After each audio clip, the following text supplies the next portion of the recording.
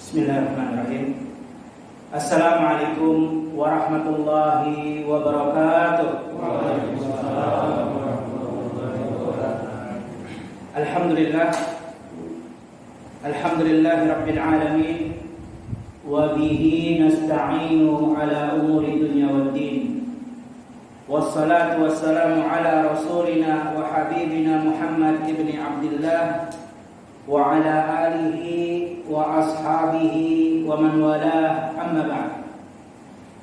Alhamdulillah, selalu kita memuja dan memuji Allah Subhanahu wa taala atas segala karunia-karunia dan anugerah-anugerah yang telah Allah berikan kepada kita yang sangat banyak. Salah satu daripada karunia Allah yang masih Allah berikan kepada kita yaitu kita masih diberikan kesempatan, masih diberikan waktu luang untuk kita dapat mempelajari maqala Allah wa maqala Rasul, untuk mempelajari apa yang dikatakan Allah Subhanahu wa taala dan apa yang disabdakan oleh Nabi Muhammad sallallahu alaihi wasallam. Yang mana ini adalah kenikmatan yang sangat besar. Bahkan Nabi Muhammad sallallahu alaihi wasallam mengatakan ini adalah cara yang paling mudah, cara yang paling gampang untuk mendapatkan surga Allah, mendapatkan keridhaan Allah Subhanahu wa taala. Karena Rasulullah sallallahu alaihi wasallam bersabda, "Man salaka tariqan yaltamisu fihi 'ilman, sahalallahu lahu bihi tariqan ilal jannah." Kata Nabi sallallahu alaihi wasallam, siapa yang keluar dari tempat tinggalnya, dia melangkahkan kakinya dari tempat tinggalnya. Di sini kata para ulama, Nabi Muhammad sallallahu alaihi wasallam mengkhususkan langkah kaki hanya dalam keadaan menuntut ilmu. Padahal kata para ulama, banyak langkah-langkah kaki di sana yang juga terdapat di dalamnya keridhaan Allah. Langkah kaki untuk membantu anak yatim piatu, Allah ridha dengan itu. Langkah kaki untuk membantu orang yang membutuhkan, fakir miskin. Langkah kaki untuk beribadah kepada Allah Subhanahu wa taala. Banyak langkah-langkah kaki yang di situ ada keridhaan Allah. Tapi kata para ulama, di dalam hadis ini Nabi Muhammad sallallahu alaihi wasallam mengkhususkan langkah kaki apa? Yaltamisu fihi ilman. Langkah kaki yang di situ untuk menuntut ilmu. Kenapa? Karena kata para ulama, mudahnya untuk menuntut ilmu, tapi besarnya ganjaran yang Allah berikan berupa apa? Berupa Allah mudahkan sahallallahu lahu bihi tariqan ilal jannah. Allah mudahkan perjalanannya menuju surga Allah Subhanahu wa taala. Ini adalah kenikmatan yang sangat besar. Oleh karena itu kita harus mensyukuri, kita harus betul-betul memanfaatkan waktu, kesempatan, kemudahan yang telah Allah berikan kepada kita. Jamaah sekalian yang dirahmati Allah Subhanahu wa taala. Kita lanjutkan seperti biasa kajian kita pada As-Sirah An-Nabawiyah, yaitu perjalanan hidup Nabi sallallahu alaihi wasallam. Yang mana di pertemuan yang lalu kita alhamdulillah telah menyelesaikan pembahasan tentang Ghazwatul Badar, perang Badar. Begitu juga Ghazwatul Uhud telah kita sampaikan dari awal bagaimana terjadinya dan bagaimana berkecamuknya antara kaum muslimin dan musyrikin di perang Uhud. Kemudian kita juga telah sampaikan setelah terjadinya perang Uhud, disusul hari esoknya dengan perang yang disebut dengan Hamraul Asad, yaitu perang yang disebut tempat Hamra. Nama tempat Hamra artinya merah, Asad singa, yaitu tempat singa merah, sebuah padang pasir yang di situ dikatakan pasirnya berwarna merah, dikatakan asad karena memang tidak ada kehidupan. Jadi di situ adalah tempat yang gersang, tempat padang pasir yang luas. Kemudian kaum musyrikin Quraisy tetapi tidak datang. Ya, kaum musyrikin Quraisy tidak datang. Dan ini telah kita sampaikan, kejadian perang Uhud ini terjadi pada tanggal 15 Syawal di tahun 3 Hijriah. 3 Hijriah artinya Nabi Shallallahu Alaihi Wasallam telah hijrah dari Mekah menuju Madinah selama 3 tahun. Karena Hijriah itu dihitung dari Nabi Shallallahu Alaihi Wasallam sampai di Madinah. 1 tahun berarti 1 Hijriah. 1 tahun Nabi Shallallahu Alaihi Wasallam di Madinah artinya 1 Hijriah. 2 tahun Nabi Shallallahu Alaihi Wasallam di Madinah artinya 2 Hijriah. Berarti perang Uhud ini terjadi 3 tahun setelah Nabi Shallallahu Alaihi Wasallam berada di Madinah. Karena terjadinya tanggal 15 Syawal di bulan Syawal pada tahun 3 Hijriah. Itu kejadian perang Uhud.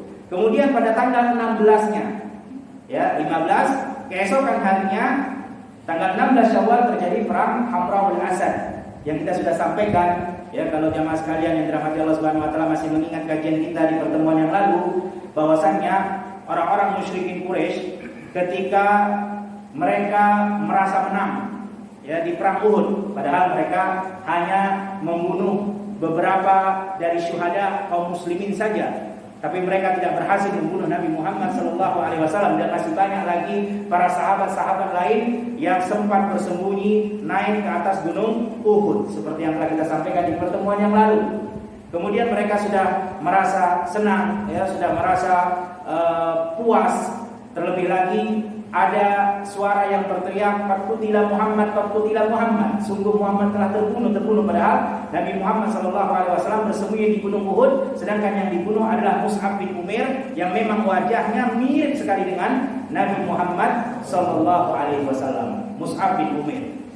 Ketika itu mereka pun ya kembali ke kota Mekah Al-Mukarramah, tetapi ketika di pertengahan jalan mereka mendapat informasi bahwasanya Nabi Muhammad SAW masih hidup. Ya, dan Nabi Muhammad SAW mendengar bahwasanya pasukan musyrikin Quraisy yang sedang dalam pertengahan jalan menuju ke Mekah, mereka ingin kembali ke Madinah. Sehingga pada tanggal 16 pagi harinya, keesokan harinya, sebagaimana telah kita sampaikan di pertemuan yang lalu, Nabi Muhammad SAW meminta para sahabat-sahabatnya khusus yang hadir di perang Uhud saja, dalam keadaan ya mereka harus datang dalam keadaan tidak boleh membawa apapun kecuali apa yang mereka bawa di perang Uhud.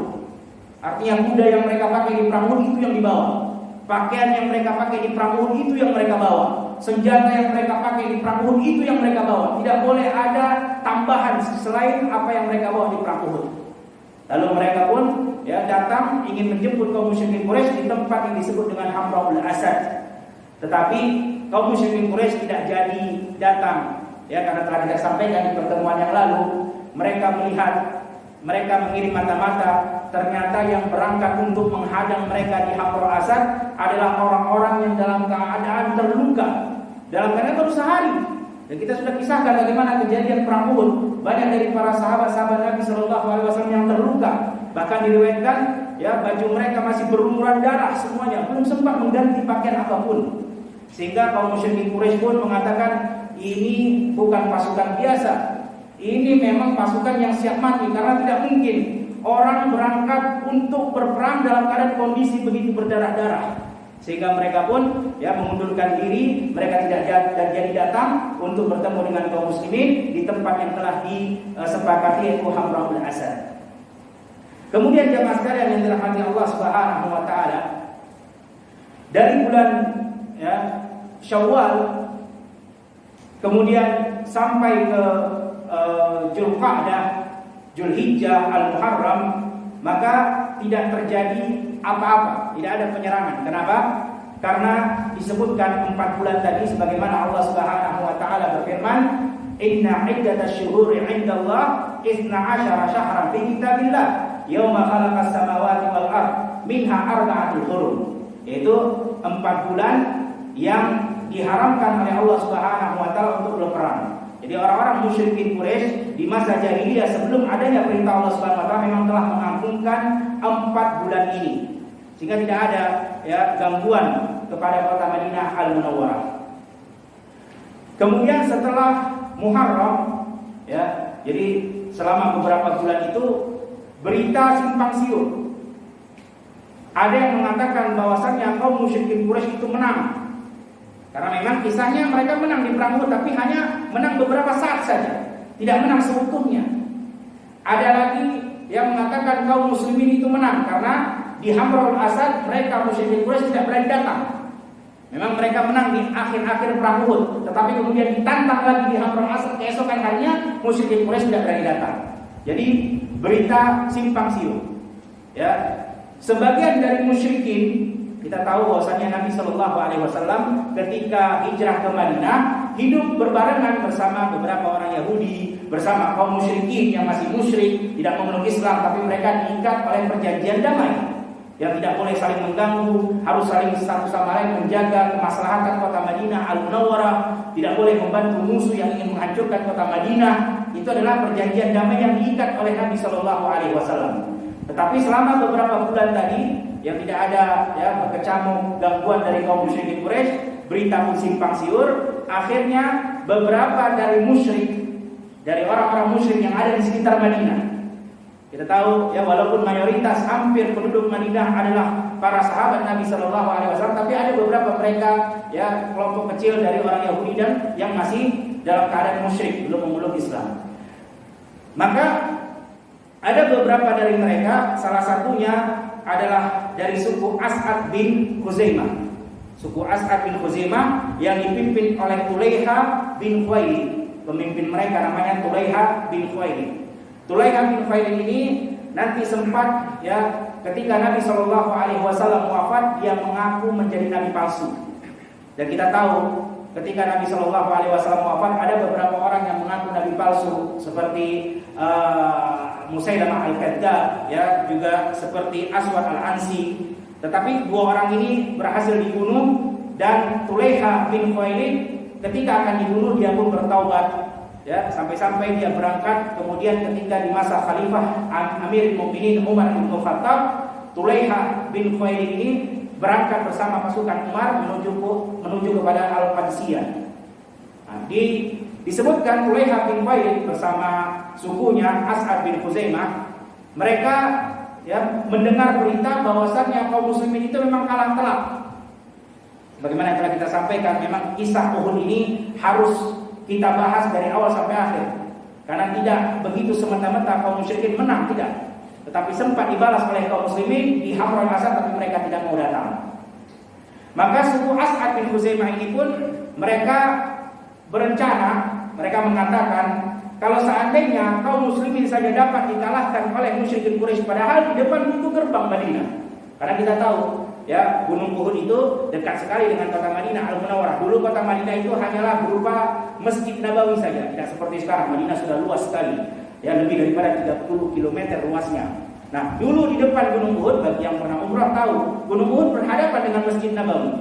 Nah, dulu Gunung Uhud itu sudah dikategorikan sebagai di luar kota Madinah Al-Munawwarah, bukan lagi kota Madinah. Karena memang Madinah dulu kecil. Nah, suku As'ad bin Khuzaimah mengatakan kalau seandainya saja kaum muslimin dapat dikalahkan dan mereka berada di Gunung Uhud, di depan kota Madinah Al-Munawwarah, terlebih lagi pasti kita bisa mengalahkan karena kita jaraknya sangat dekat. Orang-orang Quraisy saja yang dari Mekah berangkat menuju Madinah dapat mengalahkan kaum muslimin, apalagi kita yang memang tinggal di sekitar kota Madinah Al-Munawwarah. Tetapi berita itu didengar oleh Nabi Shallallahu Alaihi Wasallam, dan Nabi Shallallahu Alaihi Wasallam bersegera untuk menyerang suku As'ad bin Khuzaimah, dan mereka pun menyerah. Kemudian terjadi lagi pengkhianatan dari suku Adl dan suku Qarah. Ini penting kita bahas. Kenapa? Karena nanti kita akan masuk ke dalam pembahasan perang Khandaq, perang Ahzab, perang Parit, perang Sekutu. Nah, itu dimulai dari permasalahan yang ada di sekitar kota Madinah Al-Munawwarah. Maka suku Adl dan suku Qarah, mereka pun ingin mengkhianati Nabi Shallallahu Alaihi Wasallam karena beritanya simpang siur. Simpang siur, ada yang mengatakan muslimin sudah kalah telak di perang Uhud sehingga mudah untuk kita kalahkan. Kalau orang Quraisy saja yang jauh datang bisa mengalahkan mereka, apalagi kita yang dekat, dan begitu. Maka suku Adl dan suku Qarah pun mereka ingin mengkhianati Nabi Shallallahu Alaihi Wasallam dengan cara berpura-pura masuk ke dalam Islam. Musyrik aslinya, tapi mereka berpura-pura masuk ke dalam Islam. Kemudian mereka meminta kepada Nabi Shallallahu Alaihi Wasallam untuk diutus beberapa sahabat untuk mengajarkan mereka Islam di kampung halamannya. Karena memang dekat dengan kota Madinah. Mereka adalah orang-orang ya yang tinggal di sekitar kota Madinah Al-Munawwarah. Maka Nabi Shallallahu Alaihi Wasallam mengutus 6 orang sahabat yang mereka semua adalah hufazul Quran. Mereka semua adalah penghafal Al-Quranul Karim. 6 orang dari sahabat itu bernama yang pertama Asim bin Thabit. Ya, Asim bin Thabit, kemudian yang kedua Marsad bin Marsad, dan yang ketiga Khalid bin Bukhair, dan yang keempat Khubayb bin Adi, dan yang kelima Zaid bin Ad-Danisah, dan yang keenam Abdullah bin Tariq. Ini adalah 6 orang sahabat Nabi Shallallahu Alaihi Wasallam penghafal Al-Quranul Karim. Mereka semua hufaz, para ya yang menghafal Al-Quranul Karim. Diutus oleh Nabi Shallallahu Alaihi Wasallam untuk mengajarkan ya suku Adal dan suku Qara tadi di kampung halaman mereka, yang mereka sudah mengaku menjadi seorang Muslim. Mereka minta diutus ya seorang pengajar yang untuk mengajarkan mereka Islam, mengajarkan mereka Al-Quran dan seterusnya. Di pertengahan jalan, ketika mereka akan kembali kepada suku Adal dan suku Qara, mereka berkhianat. Ya, mereka mengkhianati 6 sahabat tadi dan mereka ingin menjual kepada suku Huzail. Suku Huzail ini adalah suku yang bersekutu dengan orang-orang Quraisy. Ya, suku yang bersekutu dengan orang-orang Quraisy. Maka pada saat itu 3 orang sahabat Nabi Shallallahu Alaihi Wasallam yang bernama Marsad bin Marsad, ya, kemudian yang bernama Khalid bin Bukhair, kemudian yang bernama Asim bin Thabit, mereka pun melawan. 3 orang syahid. Ketika mau ditangkap, ya, mereka melawan, akhirnya dibunuh dan syahid. Kemudian sisalah Khubayb bin Adi, ya, dan kemudian Zaid bin Ad-Danisah dan Abdullah bin Tariq. 3 orang lagi. 3 orang telah melawan dan syahid, dan 3 orang berhasil ditangkap. Ketika akan dibawa kepada suku Huzail, Abdullah bin Tariq berhasil lari. Abdullah bin Tariq berhasil lari, tetapi berhasil ditangkap lagi oleh suku Huzail dan dibunuh, dan dia pun syahid. Maka sisa 2 orang yang ditangkap, yang akan dijual kepada suku Huzail, yaitu Khubayb bin Adi dan Zaid bin Ad-Danisah. Maka Khubayb bin Adi dibeli oleh Huzail bin Ihab. Ya, dibeli oleh orang Quraisy yang bernama Huzail bin Ihab, yang mana Huzail bin Ihab ini adalah saudaranya Haris bin Amir, yang mana Haris bin Amir dibunuh oleh Khubayb, sahabat Nabi tadi, di perang Uhud. Jadi Huzail bin Ihab ini sengaja beli Khubayb untuk membalas dendam atas saudara yang dibunuh olehnya di perang Uhud. Karena memang Huzail tadi mereka sekutu dengan orang-orang Quraisy. Kemudian yang kedua, Zaid bin Ad-Danisah, ya, dibeli oleh Safwan bin Umayyah bin Khalaf. Kita tahu kisah Umayyah bin Khalaf, ya, yang syahid, yang dibunuh di medan perang Badar. Ya, ada yang mengatakan di Badar, ada yang mengatakan di Uhud. Maka yang membeli Zaid bin Ad-Danisah adalah anaknya Umayyah itu, Safwan. Dia sengaja membeli Zaid bin Ad-Danisah untuk membalas dendam atas kematian ayahnya yang dibunuh di perang Badar. Ada yang mengatakan di perang Uhud. Dan kemudian sedangkan Asim bin Thabit disebutkan dalam Sahih Bukhari dan Muslim, sahabat yang bernama Asim bin Thabit itu dibunuh, dan ketika kepalanya akan diambil, ya, mungkin sebagian jemaah yang pernah membaca hadis dalam Sahih Bukhari, ada sahabat namanya Asim bin Thabit, ketika dia dibunuh dan suku Huzail masih ingin memanfaatkan jasadnya, sudah dibunuh dari 3 orang yang pertama tadi yang melawan, salah satunya adalah Asim bin Thabit. Ketika dibunuh, mereka masih ingin memanfaatkan jasadnya, karena ada seorang wanita yang bernama Sulafa binti Sa'ad, ya, di Mekah Al-Quraisyah, seorang wanita dari suku Quraisy di Mekah, Sulafa binti Sa'ad. Dia sempat mengatakan, siapa yang berhasil membawa kepalanya Asim bin Thabit. Karena Asim bin Thabit, kalau kita masih ingat kisah di perang Uhud, di awal di perang Uhud ada 3 orang, ya, Asim bin Thabit, kemudian Ali bin Abi Thalib, dan Hamzah ibn Abdul Muttalib. 3 orang ini yang mereka berkuda, kemudian sengaja mendekati benderanya musyrikin Quraisy di perang Uhud, ya, dan mereka berhasil menjatuhkan bendera tersebut. Siapa saja musyrikin yang datang dibunuh. Nah, salah satu yang dibunuh oleh Asim bin Thabit adalah saudaranya, keluarganya Sulafa binti Sa'ad tadi, yang dia mengadakan sayembara, siapa yang berhasil membawa kepalanya Asim, maka aku akan berikan dia emas sebesar batok kelapa asin. Itu sebaran. Siapa yang bisa bawa kepalanya, ya, imbalannya emas sebesar kepala itu. Kalau kepalanya mungkin ada 4 kilo, yang 4 kilo emas berarti. Nah, gitu. Kalau lebih dari itu ya lebih dari itu. Ketika suku Huzail ingin mengambil kepala Asim bin Sabit, maka pada saat itu Allah Subhanahu wa taala mengirim segerombolan dari tawon, ya, menutup kepalanya dan membawa terbang kepala tersebut dan tidak ditemukan oleh suku Huzail. Jadi nggak jadi, ya, nggak jadi, masya Allah. Dan diriwayatkan juga tubuhnya pada saat itu ditelan oleh bumi sehingga mereka pun tidak mendapatkan apapun dari jasadnya Asim.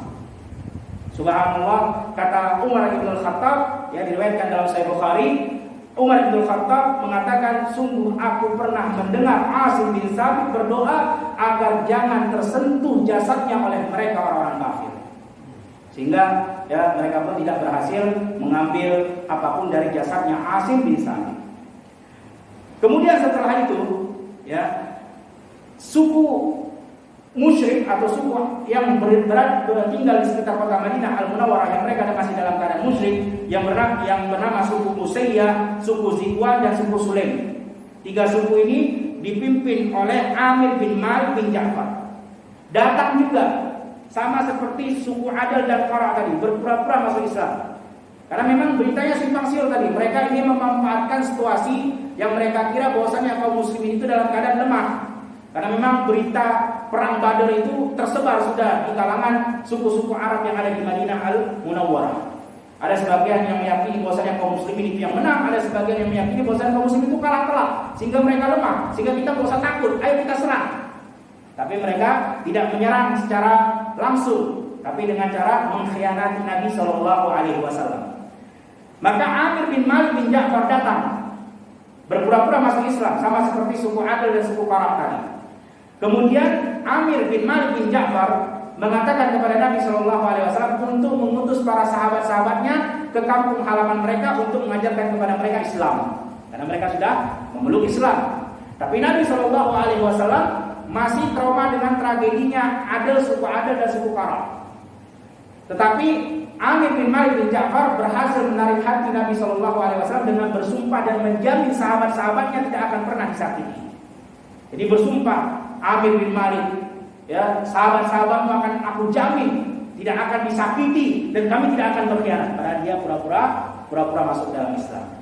Maka pada saat itu Nabi Shallallahu Alaihi Wasallam untuk menjaga hal-hal yang tidak diinginkan, Nabi Shallallahu Alaihi Wasallam mengirim 70 sahabatnya. Kalau tadi di awal 6 orang, ya, kalau 6 orang kan mungkin mudah diserang. Nah, Nabi Shallallahu Alaihi Wasallam agar kejadian itu tidak terulang, Nabi Shallallahu Alaihi Wasallam mengutus 70 orang. Dan 70 orang ini semua penghafal Al-Qur'anil Karim.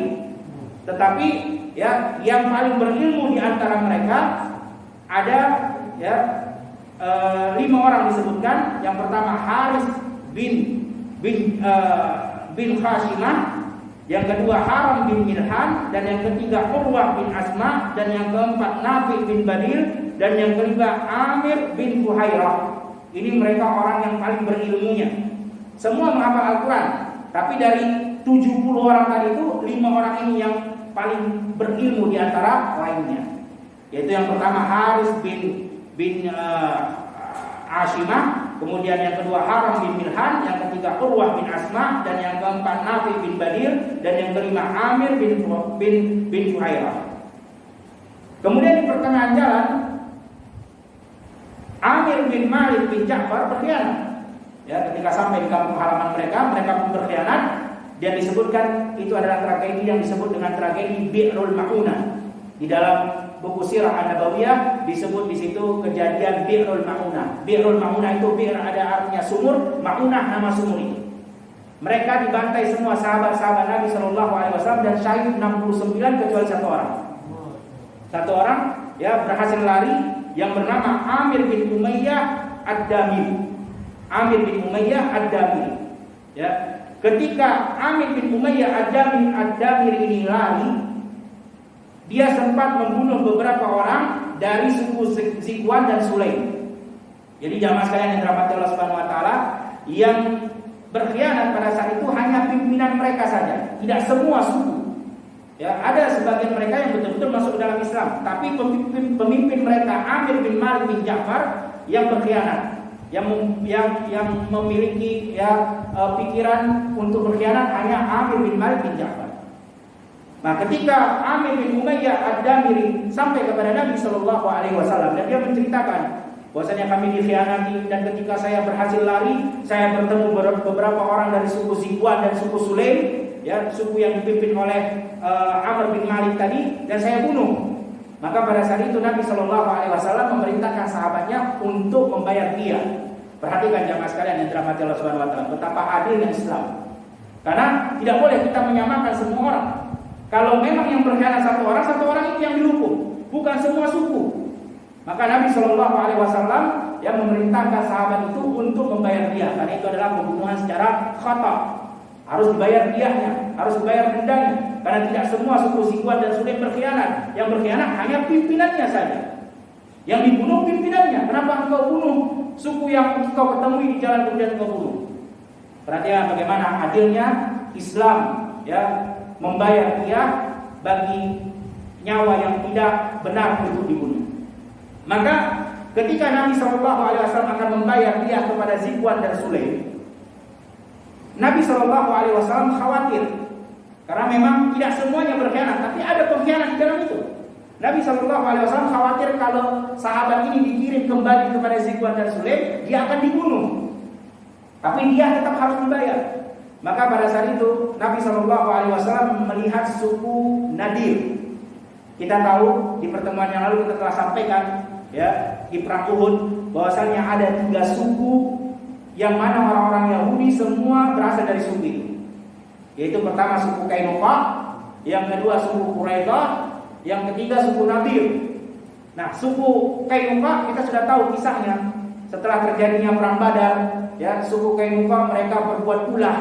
Yang kita sampaikan di pertemuan yang lalu, ada seorang muslimah, seorang sahabiah wanita muslimah datang ke pasarnya orang Yahudi suku Qainuqa untuk membeli beberapa barang. Kemudian ketika wanita itu ingin membeli beberapa barang, sama pemilik toko dikerjain wanita muslimah tadi dengan cara hijabnya di belakang dicantolkan kepada paku ataupun, ya, besi untuk agar tujuannya ketika wanita itu berbalik dan ingin pergi, maka akan tertarik pakaiannya, hijabnya, dan terbuka auratnya semua. Itu kisah yang kita sampaikan di pertemuan kalau jamaah sekalian yang dirahmati Allah Subhanahu Wa Taala masih mengingatnya. Dan di situ suku Qainuqa diusir oleh Nabi Shallallahu Alaihi Wasallam. Nah, tinggal 2 suku lagi di kota Madinah Al-Munawwarah. Yang pertama suku Quraidah, yang kedua suku Nadir. Nah, suku Nadir, Nabi Shallallahu Alaihi Wasallam ingin membayar diah tadi kepada suku Zikwan dan suku Sulaim. Tapi Nabi Shallallahu Alaihi Wasallam khawatir kalau mengutus sahabat ke suku tersebut akan dikhianati lagi. Maka Nabi Shallallahu Alaihi Wasallam mengambil perantara suku Nadir, karena suku Nadir mereka punya, ya, persahabatan dengan Zikwan dan Sulaim. Jadi Nabi Shallallahu Alaihi Wasallam ingin memberikan dia itu ke suku Nadir agar diantarkan kepada Zikwan dan Sulaim. Itu tujuan Nabi Shallallahu Alaihi Wasallam datang kepada suku Nadir. Ketika Nabi Shallallahu Alaihi Wasallam datang kepada suku Nadir, ternyata suku Nadir pun ingin mengkhianati Nabi Shallallahu Alaihi Wasallam. Nah, di sini, ya, berkecamuknya nanti perang Ahzab, perang Khandaq, perang Parit. Ketika Nabi Shallallahu Alaihi Wasallam sampai di salah satu dari rumahnya suku Nadir, ya, untuk memberikan diah tadi, maka mereka semua, ya, sepakat suku Nadir tadi untuk membunuh Nabi Shallallahu Alaihi Wasallam, karena mereka mengatakan tidak ada kesempatan paling mudah untuk membunuh Nabi kecuali saat ini, karena Nabi Shallallahu Alaihi Wasallam berada di salah satu dari rumah mereka. Tapi Allah Subhanahu Wa Taala memberikan wahyu kepada Nabi Shallallahu Alaihi Wasallam. Jadi pada saat itu, ya, Nabi Shallallahu Alaihi Wasallam bersama sahabatnya tadi yang bernama Amir bin Umayyah yang membunuh, ya, suku Zikwan dan Sulaim dan harus dibayar diahnya, dan bersama Ali bin Abi Thalib, 3 orang mereka datang. Ketika Nabi Shallallahu Alaihi Wasallam mendapatkan wahyu dari Allah Subhanahu Wa Taala bahwasanya suku Nadir akan berkhianat, Nabi Shallallahu Alaihi Wasallam keluar tanpa bicara dari rumah tadi. Dan Ali bin Abi Thalib dan juga Amir bin Umayyah Ad-Damiri tidak tahu apa tujuan Nabi Shallallahu Alaihi Wasallam, karena Nabi Shallallahu Alaihi Wasallam biasanya yang diketahui oleh para sahabat kalau Nabi Shallallahu Alaihi Wasallam keluar dari tempat sesuatu keluar tanpa berbicara, itu biasanya Nabi ingin membuang hajat. Ya, jadi mereka pun enggan untuk bertanya, karena kan perkara yang tidak pantas kalau seandainya ditanya mau kemana Rasulullah, kemudian Rasul menjawab mau ke buang hajat, kan begitu. Mereka sudah tahu kalau Nabi tidak berbicara tiba-tiba keluar, berarti itu Nabi ingin buang hajat, tidak usah ditanya lagi. Tunggu aja situ dia, nanti Nabi SAW akan kembali. Ya, setelah lama ditunggu, ternyata Nabi SAW tidak datang-datang. Ya, ditunggu oleh Ali bin Thalib dan juga Amir ya bin Umayyah Ad-Damiri tadi tidak datang-datang, sehingga pun mereka keluar. Ketika mereka keluar mencari Nabi SAW, ternyata Nabi SAW sudah bersama sahabat-sahabat yang lain. Jadi Nabi SAW keluar bukan buang hajat, ternyata dia tidak berbicara. Tujuannya apa? Agar orang-orang Yahudi dari suku Nabi tadi mengira Nabi masih ada di rumah, karena masih ada 2 orang. Nabi keluar diam-diam. Ternyata Nabi SAW keluar untuk mengumpulkan sahabat-sahabat yang lain. Dan ketika dijumpai oleh 2 sahabat tadi, ternyata Nabi telah bersama sahabat-sahabatnya. Dan Nabi SAW juga berhasil mengepung Bani Nadir. Ya, mengepung Bani Nadir. Jadi Bani Nadir ini mereka berani berkhianat. Yang pertama, salah satunya adalah karena sokongannya orang-orang munafik. Disokong oleh orang-orang munafik, yang mana orang-orang munafik mengatakan bahwasanya ketika kalian diperangi kami akan bantu. Kalau kalian diusir seperti Kainuqa di awal tadi di perang Badar, kami juga akan ikut keluar. Pokoknya apapun yang terjadi bersama kalian, kami bersama kalian. Makanya mereka berani untuk mengkhianati Nabi, dan juga mereka berani untuk mengkhianati Nabi karena mereka mengira bahwasannya benteng mereka, sebagaimana telah kita sampaikan di kejadian perang Badar, bahwasannya orang-orang Yahudi kota Madinah Al-Munawwarah itu ada bentengnya, ada dinding tembok tinggi ya mengelilingi kota Madinah Al-Munawwarah. Dan mereka orang-orang Yahudi berada di dalam kota Madinah, mereka membuat lagi benteng. Jadi seperti klaster, punya tembok sendiri. Ya, punya tembok sendiri. Yang mana di dalam itu mereka menumpuk makanan dan minuman. Kalaupun dikepung selama sebulan tidak keluar dari kastil itu, mereka tetap akan bertahan hidup. Karena memang mereka tumpuk makanan dan minuman. Sehingga mereka berani untuk mengkhianati Nabi Sallallahu Alaihi Wasallam. Dan ini ada disebutkan dalam surat Al-Hasyr ayat 1 sampai 12. Nah, sebagaimana kita sampaikan ya, bahwasannya kita belajar sirah An-Nabawiyah ini bukan hanya kisah dan cerita, tapi kita ingin mengkaitkannya dengan Al-Qur'an Al-Karim. Surat Al-Hasyr kejadian tentang pengepungan suku Bani Nadir tadi, suku Yahudi tadi, ya. Dan kenapa mereka berani berkhianat? Yang kita sampaikan tadi karena sokongan orang-orang munafik, dan juga mereka merasa bahwasannya benteng mereka itu kuat, pasokan makanan mereka itu banyak. Disebutkan oleh Allah Subhanahu wa taala dalam surat Al-Hasyr ya, ayat 1 sampai 12. A'udzu billahi minasyaitonir rajim. Bismillahirrahmanirrahim.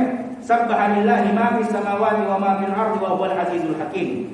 Huwallazi akhrajal ladzina kafaru min ahlil kitab min diyarihim li awwalil hasyr.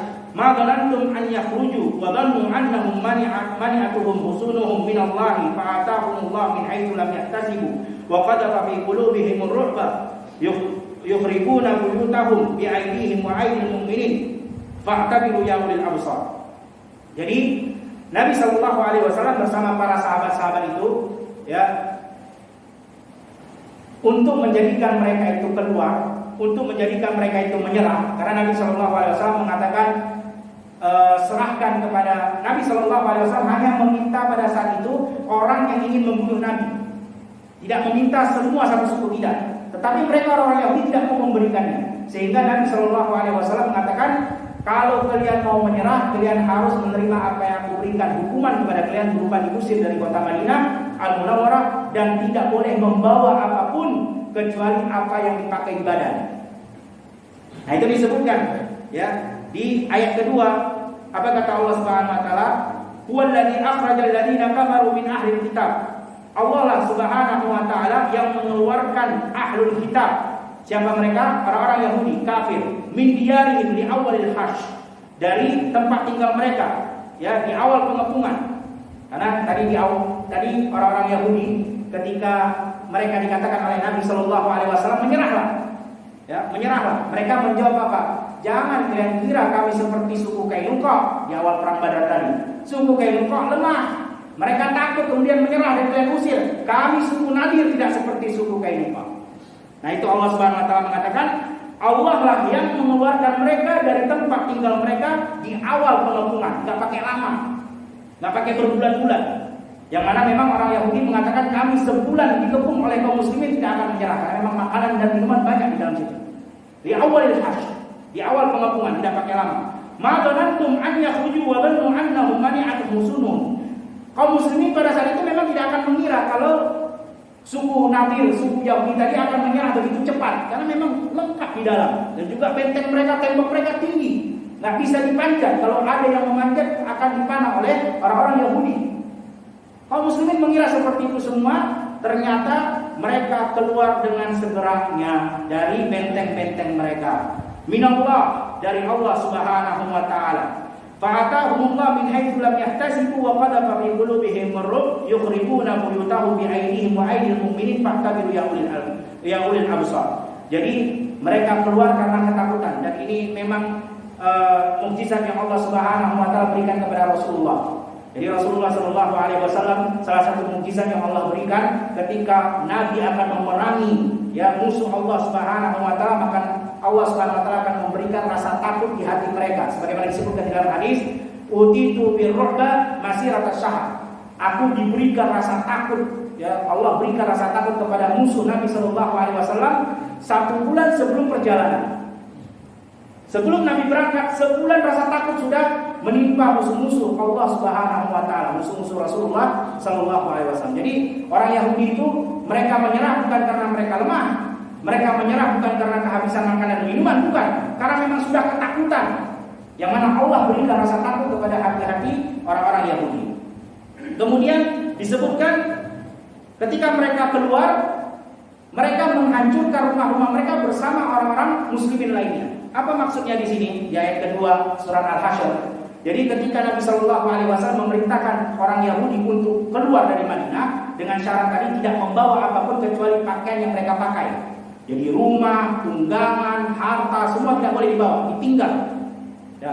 Orang-orang Yahudi berpikir ya sudah, kalau memang kita tidak boleh membawa apa-apa, ya sudah kita hancurkan saja rumah kita sendiri biar tidak bisa dimanfaatkan.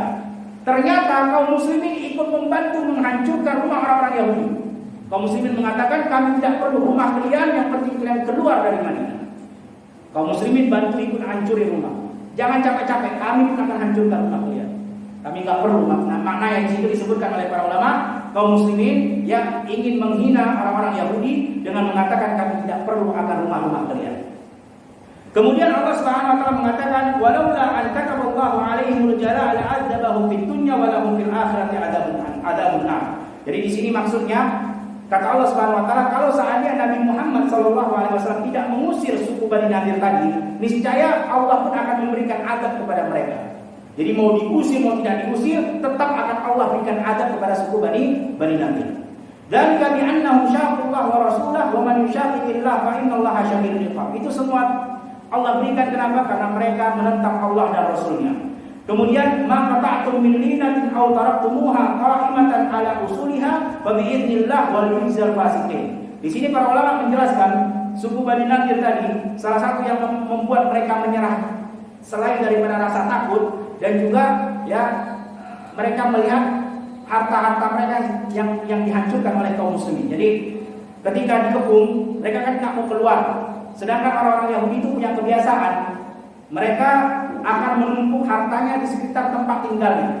Dan harta yang paling mahal pada saat itu adalah perkebunan kurma.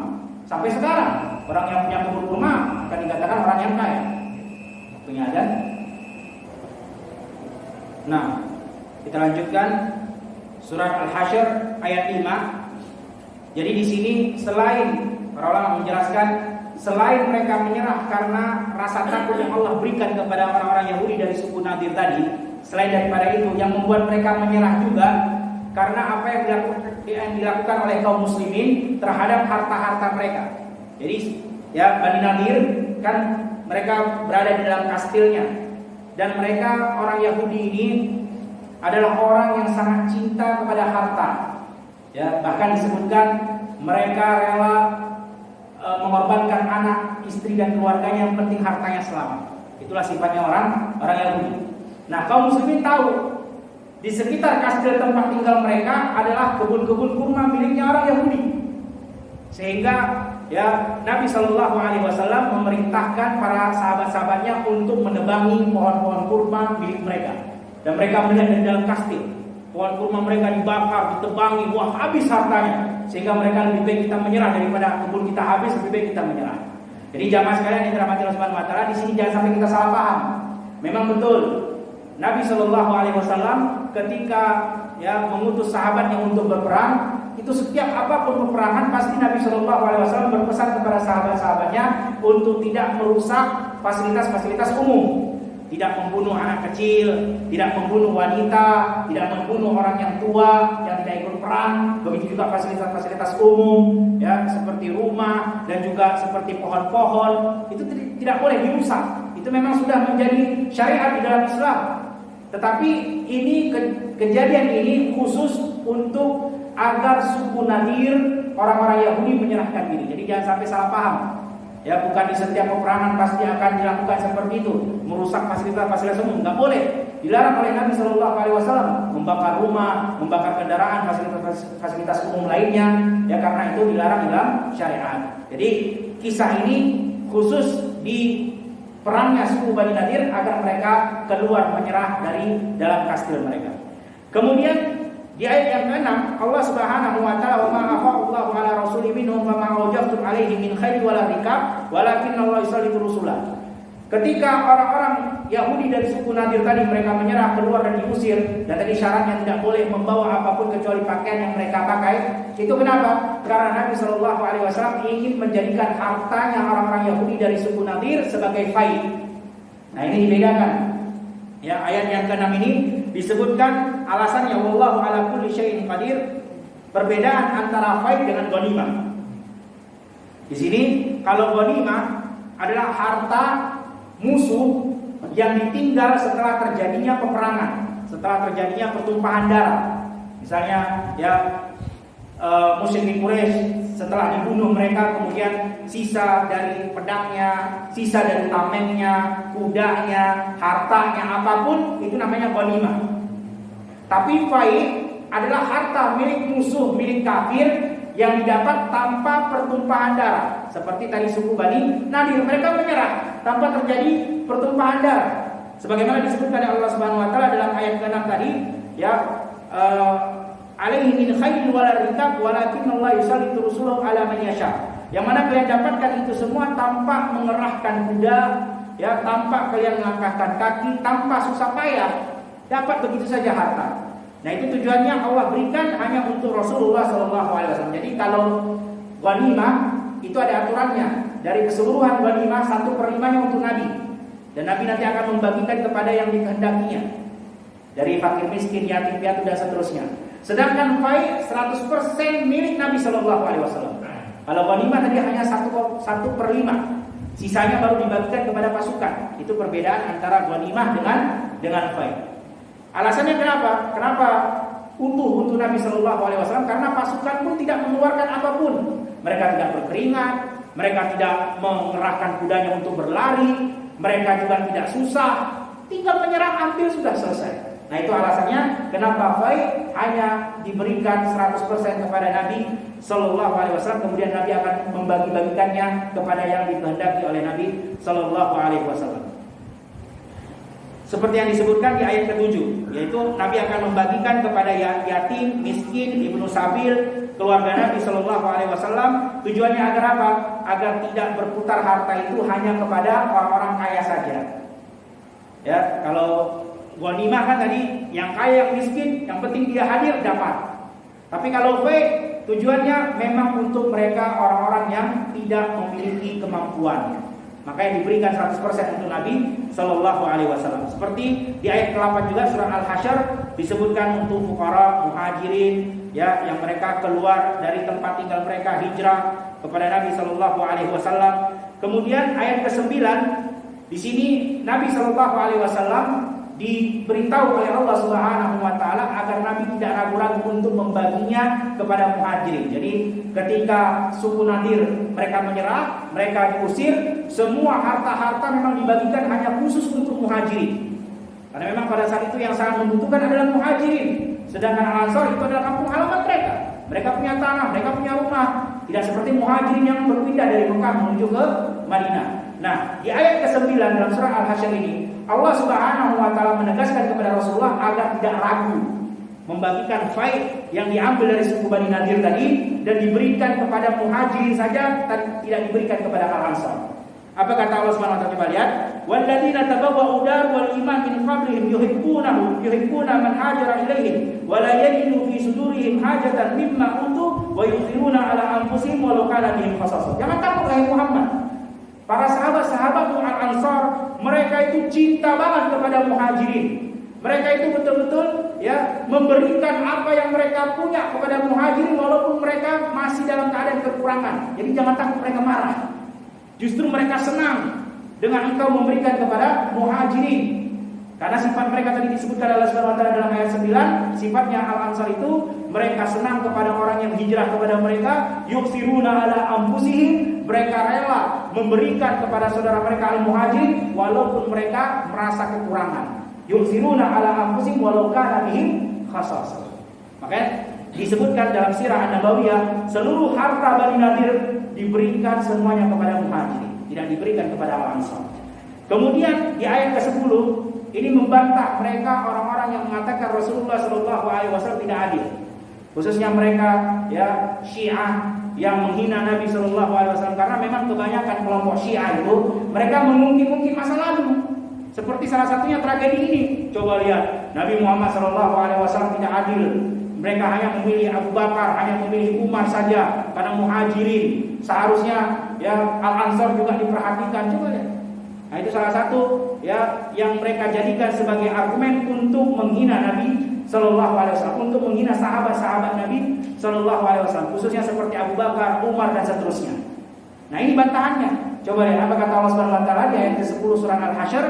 Walladzina ja'u min ba'dihim yaquluna rabbana ighfir lana wa li ikhwanina alladzina sabaquna bil iman wa la taj'al fi qulubina ghillan lil ladzina amanu rabbana innaka ra'ufur rahim. Kata para ulama, seharusnya orang-orang yang datang setelah sahabat-sahabat Nabi ini, seperti kita dan semuanya yang datang dan setelah sahabat-sahabat Nabi, mereka sudah tidak usah ungkit-ungkit lagi masa lalu. Tapi mereka katakan apa? Rabbana ighfir lana wa li ikhwanina alladzina sabaquna bil iman. Ya Allah, ampuni kami dan saudara-saudara kami yang sudah lebih dulu beriman, yaitu sahabat-sahabat Nabi sallallahu alaihi wasallam. Wa la taj'al fi qulubina ghillan, jangan jadikan di hati kami iri dengki lil ladzina amanu, kepada mereka orang-orang yang telah beriman, sahabat Nabi sallallahu alaihi wasallam. Jangan diungkit lagi, jangan dihina, jangan dicaci, sudah. Katakan Rabbana ighfir lana wa li ikhwanina, selesai. Ampuni kami dan saudara-saudara kami yang telah berlalu, yang telah beriman lebih dahulu daripada kami. Seharusnya begitu orang-orang Syiah ya ketika berbicara tentang sahabat-sahabat Nabi Sallallahu Alaihi Wasallam, sudah terlewat mereka. Radhiyallahu anhum wa radu'an, semua telah Allah ridai untuk mereka, selesai. Tidak usah lagi diungkit ini dan itu, ini dan itu. Karena memang kebanyakan orang-orang Syiah mereka menjadikan argumen mereka untuk menghina sahabat-sahabat Nabi Sallallahu Alaihi Wasallam tentang salah satunya tragedi yang pembagian faid tadi. Untuk mengatakan bahwasanya muhajirin memang suka ya tidak adil, seperti Abu Bakar juga tidak adil, Umar juga, sehingga kemudian terus. Kemudian alam tara alladziina nafaqu yaquluna li ikhwanihim alladziina kafaru min ahli kitab la in ukhrijtum lanakhrujanna ma'akum. Perhatikan. Jadi di sini Allah Subhanahu wa taala di ayat 11 dalam surah Al-Hasyr ini menjelaskan salah satu yang membuat mereka suku Nadir, orang Yahudi tadi, berani membangkang, berani mengkhianati Nabi, karena ini alasannya di ayat 11 ini. Karena orang-orang munafik mengatakan kepada mereka lilladzina kafaru min ahli kitab. Itu orang Yahudi tadi mengatakan apa? Tenang aja, la in ukhrijtum lanakhrujanna ma'akum wa la in nuti'u fikum ahadan abada. Kalau kalian diusir seperti Kainuqa, kami akan bela. Kalau kalian keluar dari Madinah, kami ikut keluar bersama kalian. Udah, enggak usah takut. Terus aja berada dalam benteng.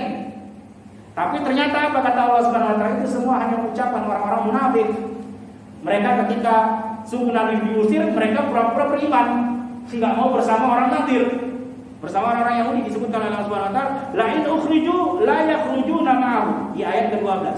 Wala in qutilu la yansurunahum wala in nasaruhum la yawalluna al-adbar summa la yansarun. Tapi kata Allah Subhanahu wa taala, justru orang munafik itu ketika suku Nadir tadi diusir, mereka enggak mau keluar bersama suku Nadir. Ketika mereka diperangi, orang munafik pun enggak mau membantu suku Bani Nadir. Hanya ucapan saja. Munafik. Ya. Nah, itu salah satu tragedi pengepungan suku Bani Nadir yang disebutkan dalam surat Al-Hasyr ayat 1 sampai 12. Kemudian ketika Qainuqa sudah diusir, ya, kemudian Nadir sudah diusir dari Madinah, beberapa kaum musyrikin, suku-suku Arab musyrikin yang ada di sekitar Madinah pun telah berhasil dikalahkan oleh Nabi Shallallahu Alaihi Wasallam, sebagian mereka berhenti dan menyerah kepada Nabi Shallallahu Alaihi Wasallam. Nah, kemudian pada bulan Syawal tahun ke-5 Hijriah, nah ini ya terjadi perang Ahzab. Bulan Syawal tahun 5 Hijriah, suku Nadir tadi yang diusir dan juga suku Qainuqa yang diusir, tinggal suku Quraidah di dalam kota Madinah. Mereka bekerja sama untuk mengumpulkan semua suku-suku Arab musyrikin dan juga mengumpulkan orang-orang musyrikin Quraisy Mekah untuk bersatu menggempur kota Madinah Al-Munawwarah. Itulah kenapa disebut dengan perang Ahzab. Ahzab itu artinya hizb. Hizb itu artinya sekutu, yaitu dari sini sedikit, dari sini sedikit, sehingga terkumpullah 10.000 pasukan. 10.000 pasukan. Dan yang mengatur dari dalam, jadi kan mereka sudah di luar, ya. Mereka berusaha untuk membujuk lagi suku Quraidah. Karena ada 3 suku Yahudi tadi kita bilang. Qainuqa sudah diusir, Nadir sudah diusir dengan kasusnya masing-masing tadi. Ya, kalau Qainuqa karena mengganggu muslimah, ya, kemudian Nadir karena berkhianat tadi. Nah, sisa Quraidah, suku Yahudi. Nah, ini pun ingin diajak untuk berkhianat, tapi mereka tidak bisa masuk ke kota Madinah. Maka mereka meminta bantuan kepada Abu Amir Al-Fasik, munafik. Abu Amir Al-Fasik tahu kisahnya yang kita sampaikan di pertemuan yang lalu di peperangan Uhud. Ya, Abu Amir Al-Fasik ini orang Madinah. Ya, dulu sebelum Nabi Shallallahu Alaihi Wasallam hijrah ke Madinah, dia sempat mencalonkan diri untuk menjadi raja di Madinah. Ya, sebelum Nabi Shallallahu Alaihi Wasallam sampai di kota Madinah Al-Munawwarah. Tapi ketika Nabi Shallallahu Alaihi Wasallam hijrah ke Madinah, ternyata orang-orang Madinah mayoritas semua masuk Islam dan memilih Nabi Shallallahu Alaihi Wasallam untuk memimpin kota Madinah. Sehingga Abu Amir Al-Fasik ini sakit hati, ya, nggak jadi dicalonkan. Nah, dia pergi ke negeri Syam, ke Palestina. Nah, ketika terjadinya perang Uhud, dia mendengar bahwasanya musyrikin Quraisy datang ingin menggempur Madinah, dan dia kembali ke Madinah tujuannya untuk apa? Untuk mencalonkan lagi. Udah, biar kalian aman dari orang Mekah, jadikan saya raja. Insya Allah mereka nggak akan jadi menyerang. Tapi tetap orang-orang Madinah, sahabat Nabi SAW tidak memilih kecuali Rasulullah SAW. Akhirnya sebagai nanti disampaikan di pertemuan yang lalu, akhirnya dia diam-diam, dia tahu bahwasanya peperangan akan terjadi di Gunung Uhud, di depannya Gunung Uhud, di sekitar Gunung Uhud. Dia menggali beberapa lubang yang kita sampaikan di pertemuan yang di perang Uhud, menggali beberapa lubang yang tujuannya, ya, mana tahu Nabi Shallallahu Alaihi Wasallam melewat di sekitar itu dan jatuh di lubang itu. Jadi untuk mencelakakan Nabi Shallallahu Alaihi Wasallam, dan ternyata Nabi jatuh, dan di situ yang kita sampaikan bahwasanya Nabi Shallallahu Alaihi Wasallam patah gigi gerahamnya, kemudian bocor kepalanya, dan yang menjadi benteng hidupnya adalah Talha bin Ubaidillah, yang disebutkan oleh Nabi Shallallahu Alaihi Wasallam syahid yang masih berjalan di atas muka bumi. Dia masih hidup tapi sudah dapat gelar syahid karena dia adalah benteng hidupnya Nabi Shallallahu Alaihi Wasallam di saat pada saat itu semua para sahabat Nabi Shallallahu Alaihi Wasallam sedang kocar-kacir. Nah, itu kisahnya Abu Amir Al-Fasik. Nah, Abu Amir Al-Fasik ini sebagai, ya, orang dalam untuk merayu Quraidah tadi. Sehingga Quraidah pun mereka ikut untuk membelot kepada Nabi Shallallahu Alaihi Wasallam, sehingga terkumpullah 10.000 pasukan, yang mana 4.000 itu terdiri dari orang-orang musyrik Quraisy Mekah. Yang disebutkan jumlah mereka 4.000 terdiri dari 300 pasukan berkuda dan 1.500 pasukan mengendarai onta dan sisanya jalan kaki. Ya, semua totalnya 4.000 dan 5.000, kan 10.000 tadi kita bilang, 5.000 dari kumpulan orang-orang musyrik suku Arab yang ada di sekitar kota Madinah Al-Munawwarah. Yang tadi sempat ingin berontak sudah tidak jadi karena dia diserang oleh Nabi Shallallahu Alaihi Wasallam. Nah, kalau dikumpulkan mereka semua, total pasukannya 5.000-an.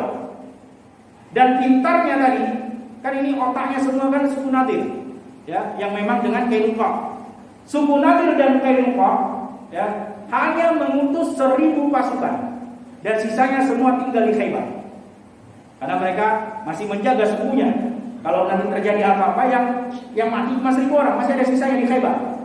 Jadi 4.000 dari musyrikin Quraisy, 5.000 dari musyrik yang ada di sekitar Madinah Al-Munawwarah, dan 1.000 dari Quraidah, Kainuqa dan juga Nadir.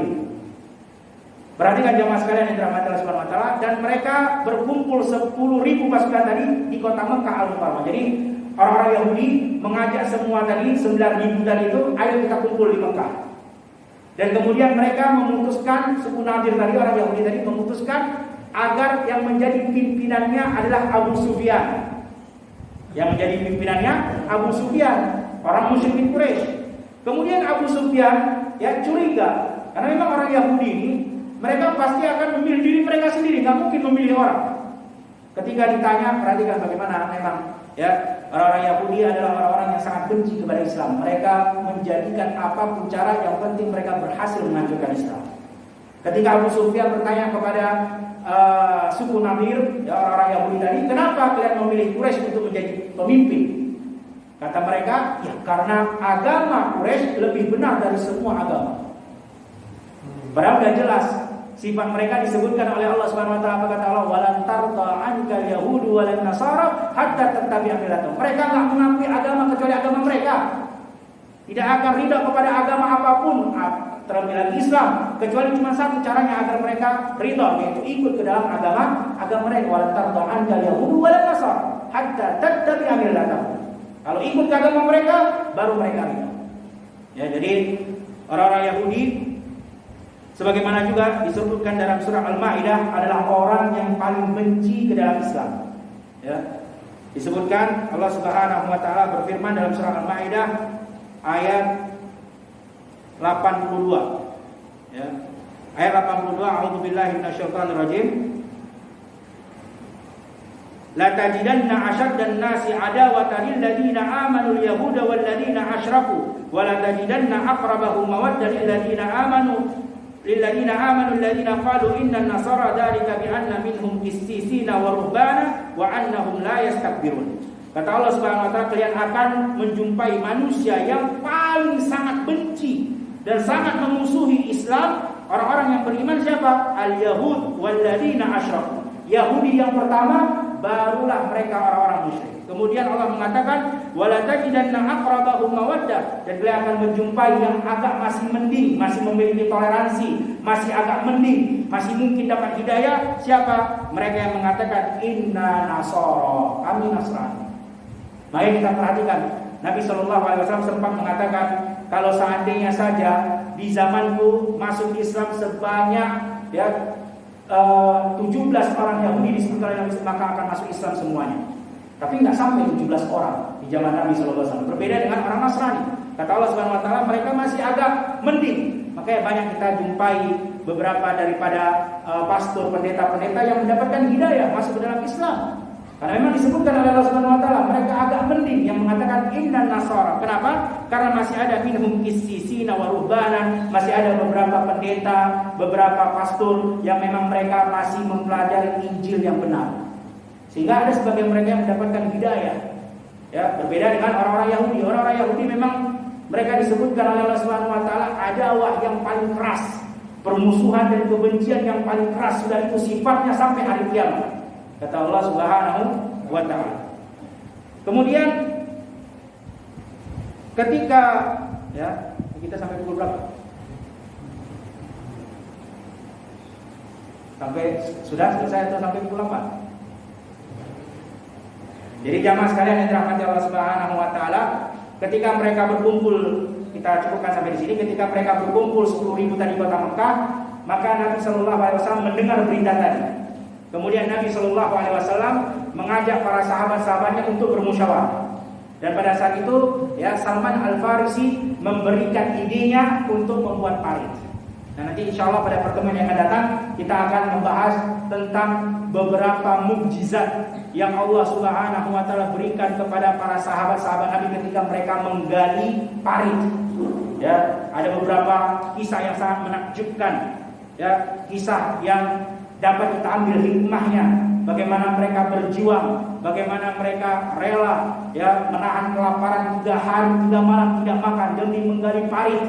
Dan Nabi SAW bersama mereka turun menggali parit. Ya, Nabi SAW bukan hanya memerintah gali parit, tetapi Nabi ikut menggali parit. Bahkan Nabi SAW juga ikut mengangkat batu besar yang mereka jumpai ketika mereka menggali parit.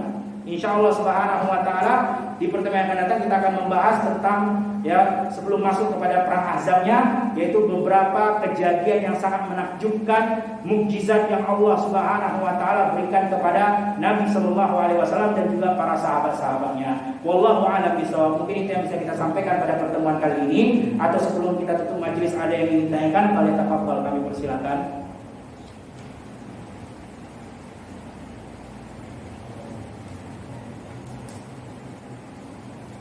Tidak ada. Kalau tidak ada yang ditanyakan, maka kita cukupkan majelis sampai di sini dengan membaca doa kafaratul majelis. Subhanallahumma wa bihamdika asyhadu an la ilaha illa anta astaghfiruka wa atubu ilaik. Assalamualaikum warahmatullahi